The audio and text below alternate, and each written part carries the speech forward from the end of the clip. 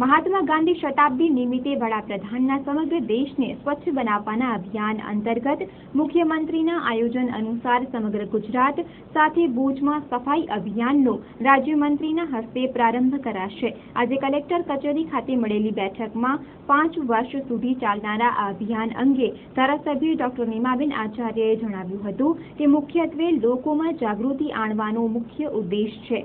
પક્ષાપક્ષી ભૂલી સૌને જોડાવા આહવાન આપ્યું હતું।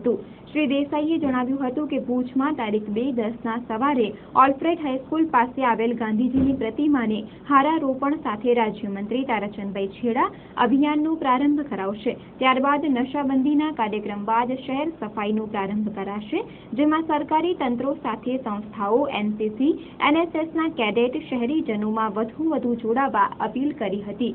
સફાઈ અંગે સૌપ્રથમ સુધરાઈને જાગૃત કરવાની જરૂર છે, ત્યારે શિક્ષકો પાસે ગટર અને ગંદકી સાફ કરાવવા કેટલા અંશે વ્યાજબી છે તેવા યાકુબ ખત્રીના વૈધક સવાલથી વાતાવરણ ગરમાયું હતું। જો કે નીમાબેને પ્રત્યુત્તરમાં જણાવ્યું હતું કે સૌથી વિશેષ શિક્ષકો જ જાગૃતિનું કાર્ય કરી શકે છે। આ બેઠકમાં અલગ અલગ ટુકડી બનાવી કાર્ય કરવાનું આયોજન ઘડાયું હતું।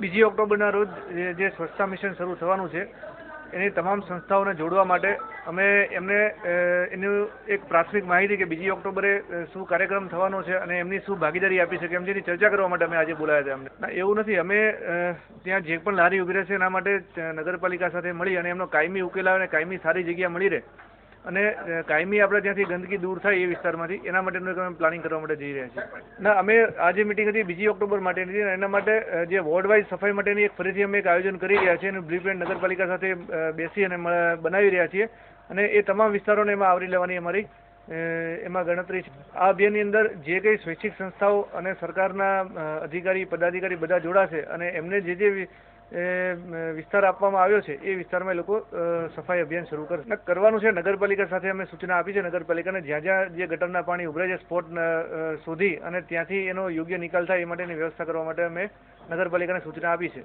આમાં અમારે અભિયાનની અંદર વધુમાં મેક્સિમમ લોકો જોડાય એના માટેના અમારા પ્રયત્નો છે। લગભગ 1500 માણસથી 2000 લોકો આમાં જોડાય એ દિવસે એની અમારી ગણતરી છે।